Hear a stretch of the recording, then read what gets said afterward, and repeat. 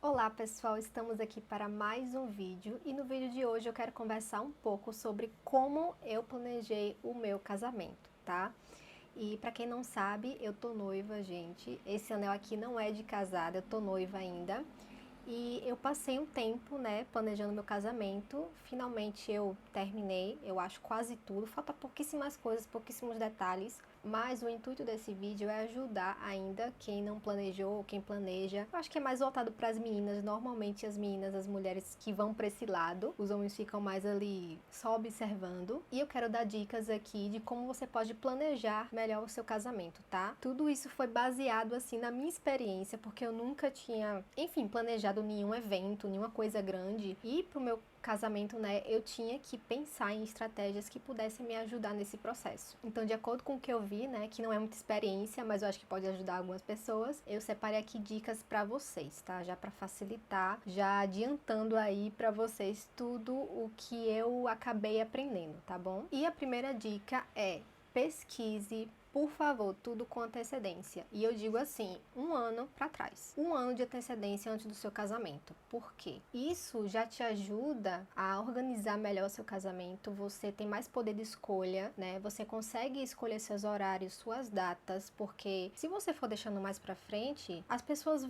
podem escolher a data que você tá planejando. Então você tem mais poder de escolha e mais organização com isso, né?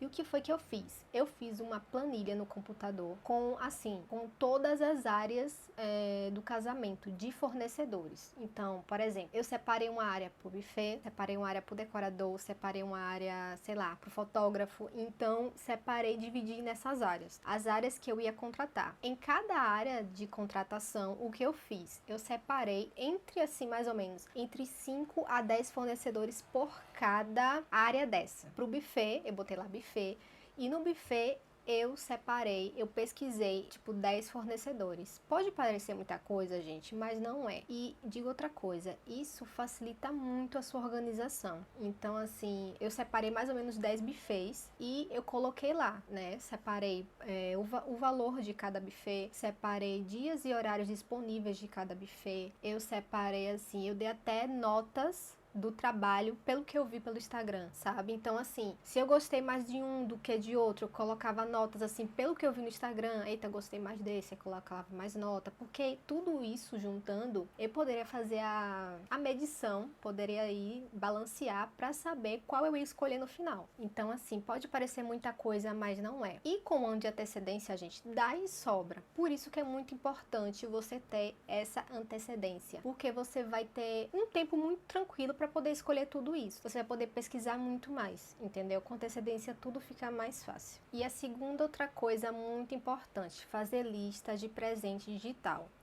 Eu ainda tô para fazer, quem tá fazendo, na verdade, é o meu noivo, que ele entende dessas coisas, mas eu já vi que traz muitas vantagens, porque o que acontece? São listas de presentes fictícias. O que acontece? Você coloca lá os itens, né? Coloca os valores e as pessoas vão estar pagando por produtos, mas na verdade elas vão estar tirando dinheiro, entendeu? Ao invés de presentes. Então, assim, você coloca lá uma lista fictícia, a pessoa te paga, sei lá, te compra de presente um kit de facas, de conjunto de faca, de talheres. E ao invés de você receber o produto, você recebe o dinheiro, isso é convertido para você. E tem várias empresas aí que fazem esse serviço, e daí fica a sua escolha. Eu não lembro agora qual é o que o meu noivo escolheu, mas talvez, né, mais pra frente eu faça um vídeo específico disso, de como fazer essa lista, porque eu achei, assim, muito prático, muito importante e muito fácil.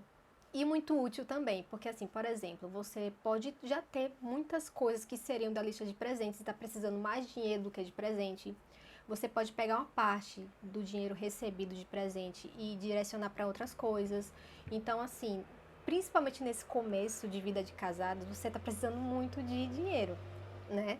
E às vezes você precisa mais dinheiro do que dos presentes. Então isso é muito bom para quem já tem muita coisa e para quem precisa mais do valor monetário, entendeu? E outro ponto, o terceiro ponto muito importante é observar bem o contrato, os termos do contrato, para que você não seja pega desprevenida. Porque às vezes na empolgação, na contratação, você gosta tanto, ai, ver o decorador, ver tudo assim, de como foi feito, e como fica bonito, mas você esquece da parte burocrática, né? Que é a parte do contrato. O que cada fornecedor vai oferecer de verdade. Então você pode se passar nisso. Então fique bem atento ao que cada fornecedor vai fornecer para você, entendeu? Então tenha muito cuidado com isso. Você tem que ver o que cada profissional vai disponibilizar. Por exemplo, o cantor, ele vai fornecer o som? Ele tem som próprio? Esse tipo de coisa, sabe, gente? O buffet, ele vai ter mesa posta? Não vai ter mesa posta? Essas coisas importantes fazem muita diferença no dia, né? Se você estiver pensando em uma coisa específica, pensando em mesa posta, às vezes você pode nem lembrar de falar pro buffet, olha, vai ter mesa posta?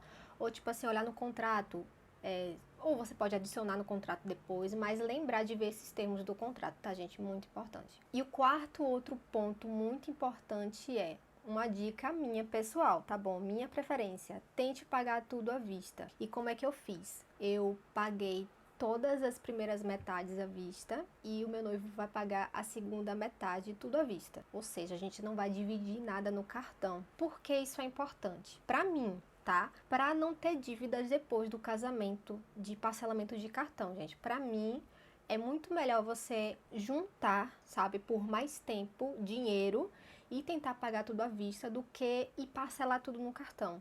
E às vezes você pagando à vista, você pode até negociar com o fornecedor, ver se dá um desconto, abatimento. Então, pra mim, é muito mais vantagem, sabe? Você terminou o casamento e sabe que não tem mais nada pra pagar, eu acho que não tem melhor sensação do que essa.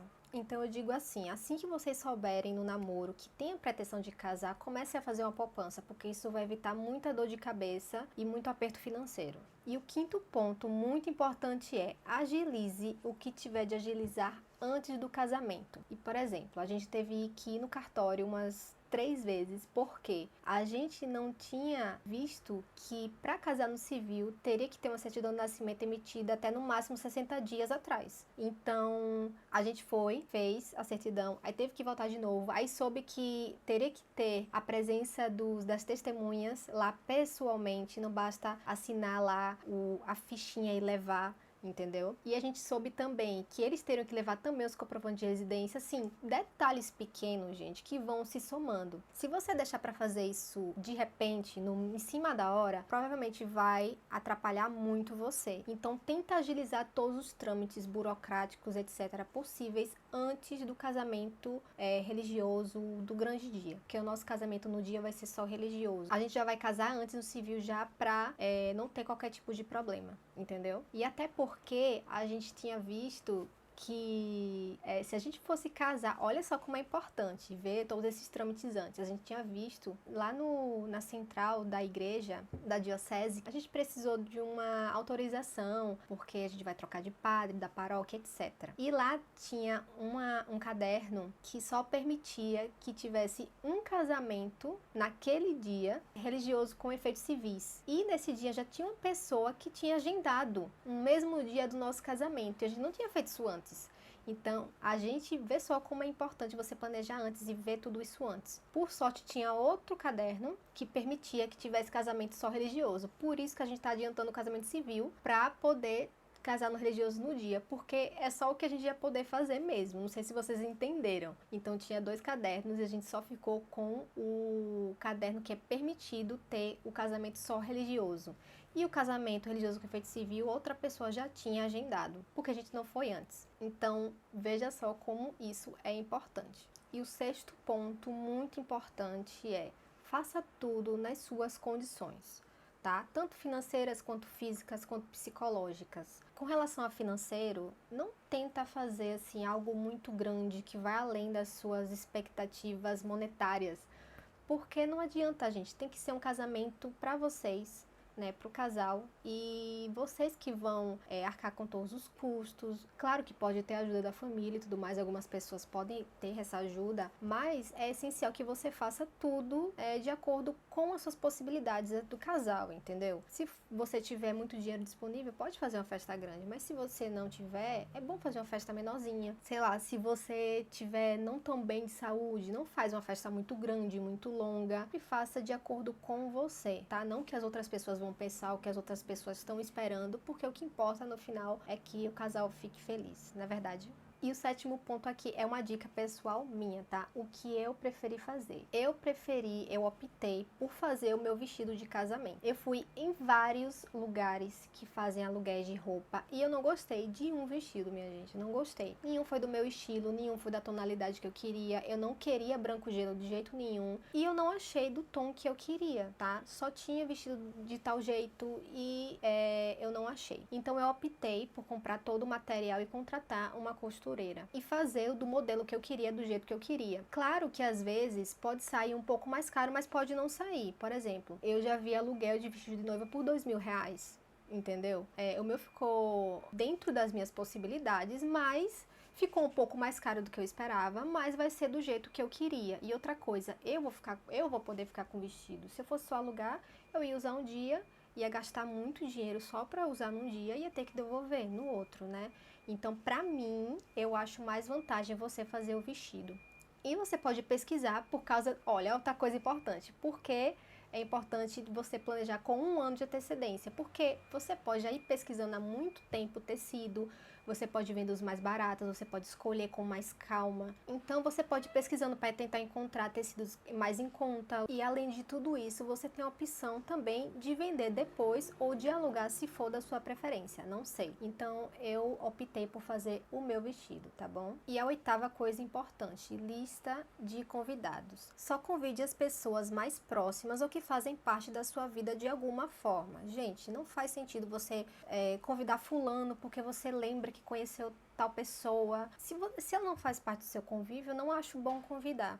E outra coisa muito importante, convidar com antecedência, mais ou menos de uns 6 meses, se você tiver parente de longe, para as pessoas poderem se organizar para o seu casamento, né? Para elas não serem pegas de surpresa e poderem se organizar com mais facilidade, até porque elas vão poder se organizar financeiramente também, tanto para o presente quanto para passagem, entendeu? Porque tudo isso requer muito planejamento. E a lista de convidados confirmada, sempre confirmar, gente, assim, 1 mês antes do casamento, quem vai, quem não vai, porque isso ajuda também a você se ajustar, por exemplo, com o buffet, que tem aquele quantidade de, por exemplo, de pessoas que vão ser servidas, então é muito importante quantidade nesse aspecto, tá? Porque aí você pode negociar, se muitas pessoas faltarem, se muitas pessoas não puderem vir, você, por exemplo, chamar outras pessoas que você não estava pensando em chamar para repor essa quantidade de pessoas que vão faltar, e você organizar com o buffet também, se eles podem fazer alguma concessão, sei lá, se faltarem pessoas, enfim, você poder fazer uma negociação melhor, tá bom? E o 9º ponto muito importante é delegar os trabalhos no dia do casamento. Porque, gente, no dia do casamento você tem que descansar, você tem que cuidar de você, tem o dia de noiva, tem o dia de noivo. E o que você faz? Você delega. Se você tiver pessoas próximas que quiserem ajudar o cerimonial, você vai e pede para elas ajudarem, se elas estiverem disponíveis e se elas quiserem. E você já deixa tudo agendadinho, tudo acertado com o cerimonial. Horário de valsa, distribuição das mesas, dos convidados, quem vai ficar com quem. Então faz tudo isso com antecedência para que no dia você não tenha que se preocupar com exatamente nada, tá bom? E a 10ª coisa muito importante, sempre arredonde o seu orçamento para mais. Por quê, gente? Você nunca sabe quanto vai gastar exatamente. Você tem uma média e mais ou menos quanto você pode gastar dentro das suas possibilidades, mas você nunca vai ser aquele valor certinho. Então sempre arredonda para mais para você não ter surpresas, né? E se sobrar o dinheiro, melhor.